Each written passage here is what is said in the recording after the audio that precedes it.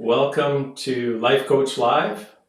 I'm Tyler Nouwens, and I'm today with Paul Heron, my associate and partner in crime on these Life Coach Live videos. So we've titled it Finding Answers Within, and I think I drew a bit of inspiration from, in the past week or so, we're talking about identifying our vision and how really our vision is inspired from within.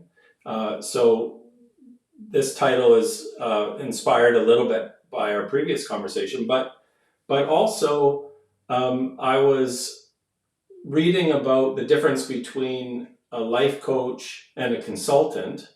And excuse me, a life coach supports their clients from finding their own answers. And as opposed to a consultant would be someone who, is paid to give the client the answers. And a lot of what we're doing here, Paul, with Life Coach Live is beginning to find our answers. And one of the first fundamental ways for us to find our own answers is by learning to trust ourselves. And, trust is kind of an under the mental activity, there is a feeling of trust or certainty in oneself or another person or a situation. And it runs very deep. And all of our close relationships in life are built on the foundation of trust. And the moment we stop trusting another person, for example, the relationship, gets knocked off its bearings. So learning to trust yourself is something that we're supporting our clients in doing. And it's also, as an entrepreneur and building a life coach business, learning to trust yourself is a big part of the journey and process for finding answers within. How has that been for you, Paul, over the, how long has it been that you've been on the life coach journey? It's a good few years now. I even take it back a little bit further than that. It's, mid 2018 is when I quit the corporate world and embarked on this journey of being self-employed. But I think that's where the real change started to happen. And I love what you said there about finding our own answers. And as a coach, that's what we're trying to do. We're trying to encourage our clients to find and discover the recipe that's going to work for them. I think so many of us have that employee mindset. We're wanting to be told we're wanting to be given the recipe. We're wanting other people to come in and reassure us and tell us exactly what we need to go and do. And I think a big part of this journey of becoming a coach and establishing a business, I think learning to trust ourselves and trust ourselves with our decision making, trust ourselves with being able to come up with the right answers. Yes, we can get influence from the outside. There's no need to continuously keep reinventing the wheel. There's many people that have come before us and have put a lot of the work into trying and testing different ways of doing things. But ultimately, it's back to us to actually make those decisions and commitments. And we definitely need to develop a level of trust within ourselves to be able to firstly make the decision, commit ourselves to taking those actions and seeing what happens when we do the thing. Absolutely. Yeah, well said. Yeah, and for me, there's also the aspect of becoming a life coach is learning to trust myself that I can be a life coach, and learning to trust myself that whatever issues that my client is facing, that I'm able to be present for them in their and create that space for them, and that safety, and also developing, that's one of the things is to develop trust with the client so that they do feel safe in sharing whatever, like some of the issues that I've talked to with multiple clients are things that they don't really discuss with anybody else. And, I take that um, responsibility very seriously. Like it's quite an honor for me actually to have gained their trust and know that they feel comfortable sharing some of these, intimate or see.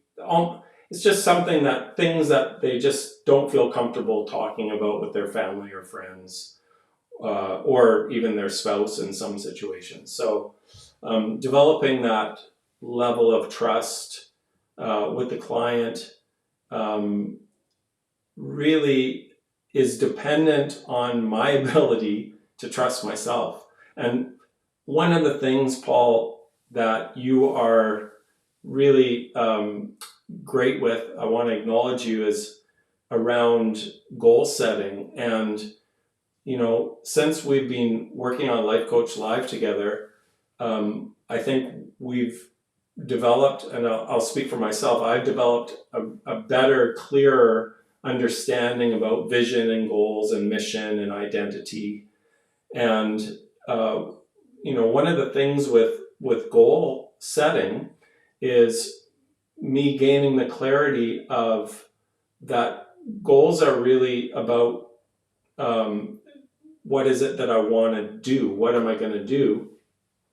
And one of the ways that I've really developed trust in myself is by having a goal. Like I think I was sharing with you in Messenger that my goal is to get up at 5 a.m. and to be finished, showered, and finished meditating by 6 a.m. and then get in a couple of billable hours before 8 a.m. With my marketing and design clients. And that's all before I'm helping the kids get ready and off to school and doing their lunches and all that kind of stuff.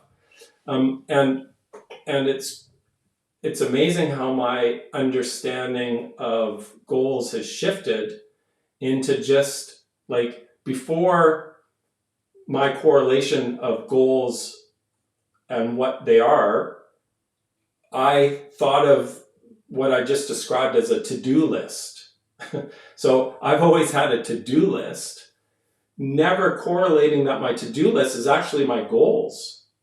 And for some reason, my attitude has shifted about my to-do list. Most of the many years of having my to-do list has been a bit of a dread for me. Like it's been something that, I gotta do this. It's like I haven't, but me now viewing my to-do list as my goals for the day, and then every time I check one of the items off, it's like I feel like I've accomplished something. And I'll tell you the level of trust that has come with that, where I can trust in myself that I can follow through on my goal setting. This is what I've identified as something I want to do. It's in alignment with my vision, with my higher purpose. And when I actually do it, so I just want to thank you for having this commitment to have these conversations and explore these issues, because it's been really insightful for me and beneficial. So hopefully people that are viewing these videos are also going to receive some benefit as well.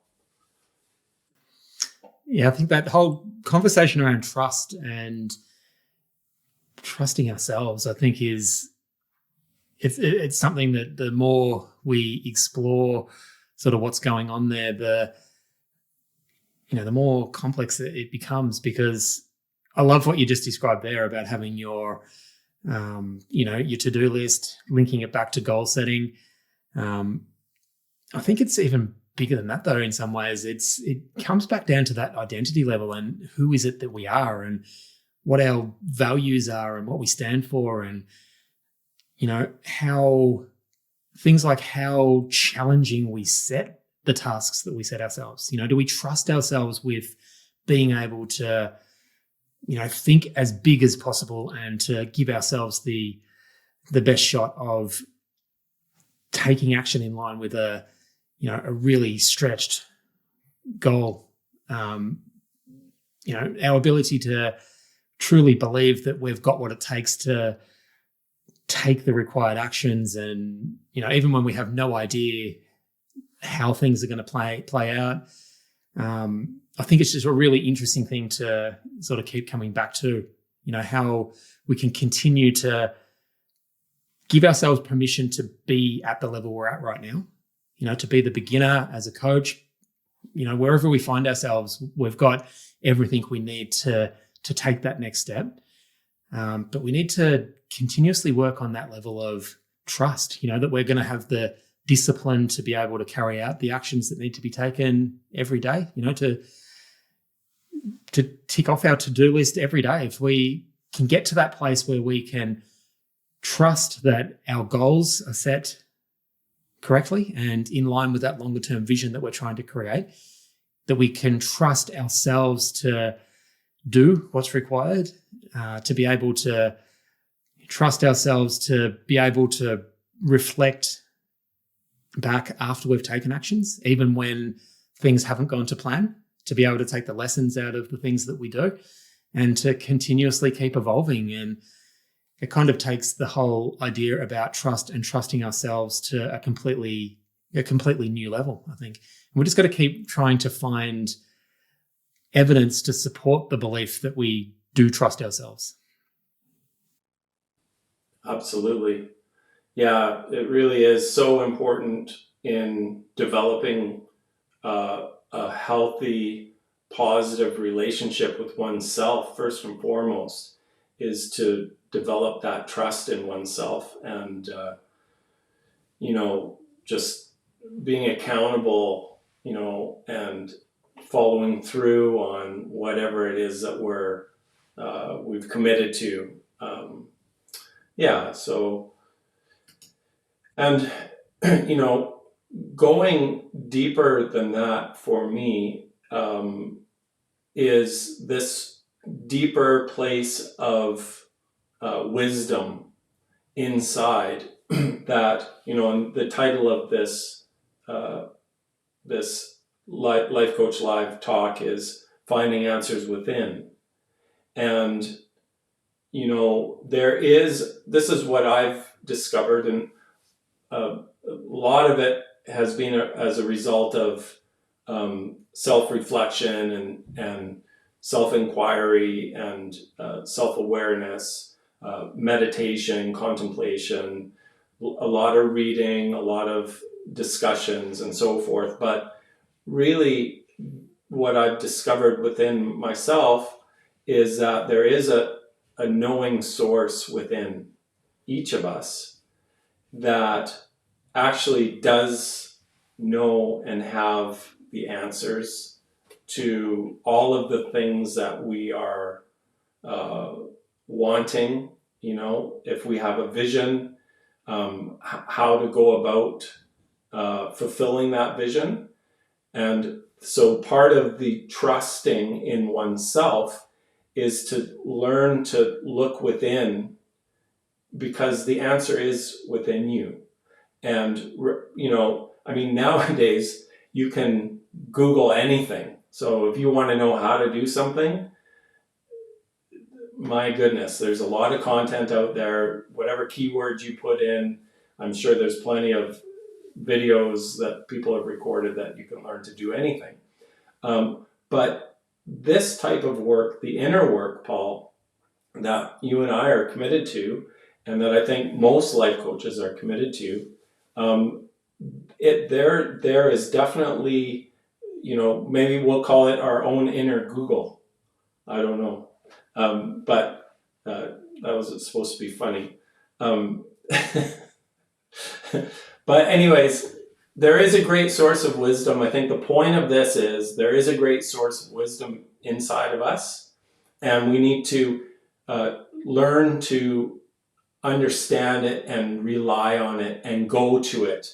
It's a little bit like intuition. Or you could say it's like at a gut level. Like maybe intellectually you don't necessarily know how you know, but you got this intuitive knowing about what you need to do and why you need to do it. I love that, Tyler. Google. What comes up for me there is, maybe that's one of the things that holds us back. We do think in some way that we've got the answers to everything. But I think, one of the things that we need to be mindful of is the idea that we don't know, we don't have the answers for everything. And we can't until we've been through some of these experiences and got out the other side. And it's okay to just not know how we're going to experience something that we've never done before. We just need to continuously keep developing that trust, that ability to get ourselves prepared, to get ourselves in a place where we are able to step into the unknown and just do the work that needs to be done without the answers, because the answers just aren't available to us until we've put in the hard work to experience the thing that it is that we're wanting to develop. And I think this is something to be really mindful of for ourselves personally. As a new coach, that mindset that needs to be worked on and developed towards creating a successful business, towards trusting ourselves with our coaching ability itself, as well as how our potential clients are in the problems that we're helping guide them through. Because very, very often the challenges that we face, that our clients face, it all comes back to this inner work and how we can continuously develop a trust that lets us be our authentic self, lets us acknowledge and understand that we are enough as we are right now to do anything that we put our mind to. But the trust and the confidence, I think it is, that comes from being a master at a particular skill only comes from the many hours of work that you need to put in from doing the thing. And on the side of the problem before you've taken the action, there is just no way to think yourself through to being the master without actually doing the work. Absolutely. Yeah, thanks for clarifying that. You're what you're pointing at, what you're discussing there is very valid. That the outcome is an uncertainty, is an unknown, but you will, once you actually go through the process of whatever you're trying to attain your goal, doing the practice, following the discipline, taking the action, the outcome will reveal itself, but there's no way of knowing for sure. And that's interesting, because I think, like, a lot of times people are sold on the outcome. They are sold, like, a lot of in the online coaching industry. I think the common tactic for selling and marketing coaching services is to sell on a particular outcome.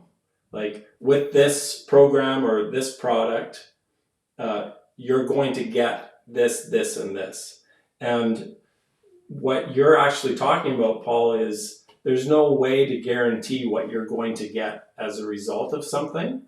But there are certainly, you're going to get something. And I would say that whatever you get is specific for you. that you're going to receive the knowledge and the lessons designed perfectly for you. And that's how we kind of grow and how we learn. And then we take that experience and we recalibrate, we readjust our direction and our goals and the actions that we take. This is a very, this conversation, we could design, month-long, multiple month-long courses around this. And I know you and I did a year-long course that was predominantly based around this inner work. And, we're only sort of just scratching the surface here, but, there is so much that we could, or so much that I could sort of say on this. But, I think it is very much around, having a think through where we choose to place our sense of certainty. Because all of us, we're wanting comfort, we're wanting certainty on the outcome of something before we take the action.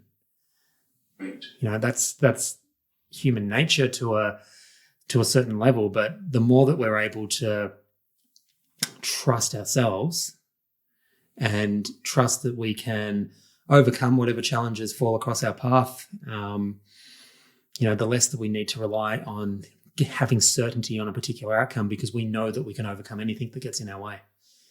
And that's a completely different place to be in. It's an empowering place to be in, where you feel a sense of, being able to overcome anything. And I think that, for me, in some ways, that's what this idea of trusting myself is about. Absolutely. Yeah. It's really finding certainty in the cause, the inner cause, who you are, right? This gets back to vision and identity. Finding certainty in that. We can be very certain about our vision. We can get to that place of certainty about our vision. And again, what we're discussing, the scary part, is not knowing the outcome of our actions. If we do this, and a lot of us use the outcome as a motive. Well, I want this particular outcome, so I'm going to do this, this, and this. But we don't know for sure what the outcome is, if it's going to be what it is. And a lot of people get terribly disappointed, and a lot of people would even give up because they've convinced themselves that that in order for me to get this particular outcome, I just need to do this, this, and that. And when it doesn't happen that way, that's when you kind of feel like maybe you're a failure, and there's some shame or there's some embarrassment around that. And again, that is this, and what we're touching on here, Paul, is fascinating, because how we started this is developing trust in oneself. And again, that is something that you can develop certainty with. The outcome is uncertain. That's the part we're afraid of. That's the unknown. So I think we're going to move on to the next. Actually, we're going to go deeper with this next slide here. So inner source of wisdom. Another way of saying that is what feels right. Pay attention to how you feel. And so when we talk about feeling, it's like we're getting out of our head and more into our body or into our heart. And that's really, I think, where, we have instincts, and if we honor how we feel, and again, you've got to have discrimination, because, like I was sharing about getting up at 5 a.m. and how, like, I've made that my goal. And so now it's just like, there's no, at 5 o'clock when my alarm goes off, I'm not laying in bed arguing with myself. There's a part of me that doesn't feel like getting up, right? So this is what I'm talking about, the discrimination, the discernment between what does that mean when you say what feels right? Well, previously it felt right for me not to get up at 5 a.m., even though I wanted to get up at 5 a.m. It feels a lot nicer in the warm bed, resting. And so what I'm talking about is it's, like when you face resistance, for example, in our previous conversation, we've talked about, taking action and then having to face our resistance, right? So we're conscious of our resistance. We're not ignoring our resistance, but we're applying discernment to see past it, to see through it, to know that it's a normal thing that's going to come up. It's not something for us to back away from or back down from. It's something for us just to develop the trust in oneself and courage to go through, because what we're actually seeking is on the other side. So, do you have any thoughts to add to this, Paul? I have so many things I could talk about this. I'll quickly mention, I think two things come up for me when I think about this, what feels right. In terms of trusting ourselves and trusting myself, it's listening less to what we're being bombarded with externally and trusting our own decision. So that's what's coming up for me. What feels right is an authentic decision that I have made myself. But I was the first thing I know that came up when I saw this slide earlier today, Tyler, when you sent it through, was very much around what does feel right actually mean, and what are we actually looking for there? What came up for me was exactly what you described there. What feels right in the moment, that short-term gratification, it might feel right to keep ourselves in a comfortable, safe place and not do what we have committed ourselves to do. But I think what we're getting at here is, what feels right and what feels most rewarding to us is when we find evidence to support the beliefs that we have around us doing the things that we're committing ourselves to do. And I think that's where trust and trust in ourselves comes from. When we find the evidence that we have taken actions, even though it was uncomfortable, even though it was a step outside of our comfort zone, even though I would have preferred to stay in bed at 6 a.m. and not got up and gone to the gym and done the things that I intended to do. So I think it gets back down to knowing what our goals are, knowing what we've committed ourselves to doing.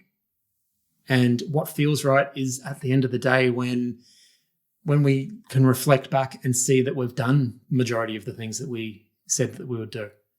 And what feels right is knowing that you're on track and knowing that if you just keep doing the things that you need to do, your longer term goals will look after themselves. Yeah, that's great, Paul. And it's you've hammered home for me the point that what feels right in the context of your vision, what feels right in the context of your purpose, of why you are here, right? That's where the big picture is so important for us to continually return to, because it's so easy to get distracted. There's so many like social media posts and people trying to get you off track, and it's really important. And this is, again, we talked about having a practice and doing the thing that brings you back to your own vision, that brings you back towards developing the skills and the certainty that you're wanting to develop in yourself. And it's all part of trusting yourself and all the things that we've spoken about during this talk here. Yeah, it's really interesting that some of these questions are like it's only 3 words, what feels right, but there is so many layers of meaning, and it's also interesting when we use a word or a statement, um, that it needs to be defined. You need to really, because you just read something and we assume we know what it means, but it's all the context for it that needs to be identified, because, you know, feelings are such a range of positive to negative, and we talked about emotion being a feeling and how there's energy and power behind our emotions, and if we're afraid and that fear is magnified, that's going to stop you from doing the things that are in alignment with your vision. So yeah, this is unexpected. Like, going into this talk with you, Paul, I wasn't, we just kind of approached it. And what was interesting is that that's part of why I did it this way, because, I wanted to trust. I want to develop our trust in our ability to allow the moment to unfold and to reveal itself, rather than having an agenda all pre-planned and I should say this and all of that kind of stuff. So, it's been great. Yeah, no, I couldn't agree more. It's I love these conversations. We don't quite know exactly how they're going to unfold, but we've got very, very similar vision. But I think, even for people listening, even us, there's slight differences in the way that we pick up and experience the things that go on around us. And I think, that's one of the big takeaways for anybody who might be watching, I think, is that we are all unique, and we just have to trust ourselves to be the best version of ourselves that we possibly can be. And the more that we can, trust ourselves with the message that we're putting out there, the conversations we're having, the less, if we can sort of be looking at what everyone else is doing around us a little bit less and focused on what we are in control of, and develop that trust within ourselves and that certainty within ourselves. The sky's the limit when you combine that with goal setting and taking action and doing the things that are going to take you to the place that you want to be. If you get your daily tasks done every day, those longer term goals will look after themselves. Well said, Paul. Thank you so much.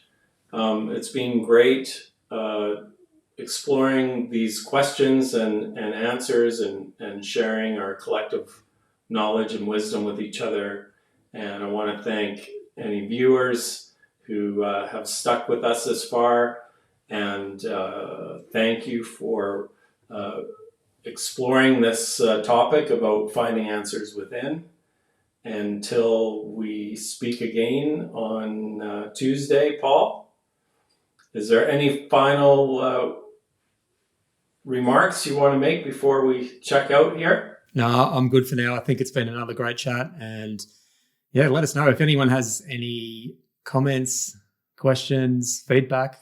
Reach out and let us know. We'd love to hear from you.